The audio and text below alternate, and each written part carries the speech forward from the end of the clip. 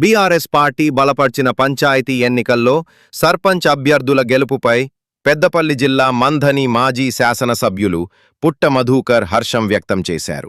శుక్రవారం మంథని పట్టణంలోని రాజగృహాలో నియోజకవర్గంలోని కాటారం, మహాముత్తారం, మహదేవ్పూర్ మండలాల్లోని పలు గ్రామ పంచాయతీల్లో విజయం సాధించిన సర్పంచ్లను ఆయన జయశంకర్ భూపాలపల్లి జిల్లా పరిషత్ మాజీ చైర్పర్సన్ జక్కుశ్రీ హర్షిని రాకేష్లతో కలిసి శాలువాలు అలాగే పూలమాలలతో ఘనంగా సన్మానించి అభినందించారు.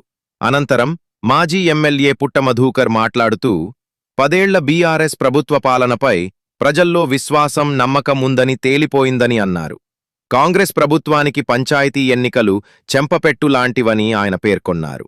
రాబోయే ఎంపీటీసీ, జెడ్పీటీసీ ఎన్నికల్లో బీఆర్ఎస్ పార్టీ అభ్యర్థులే ఘన విజయం సాధిస్తారని ఆయన ధీమా వ్యక్తం చేశారు. ఈ కార్యక్రమంలో తదితరులు పాల్గొన్నారు.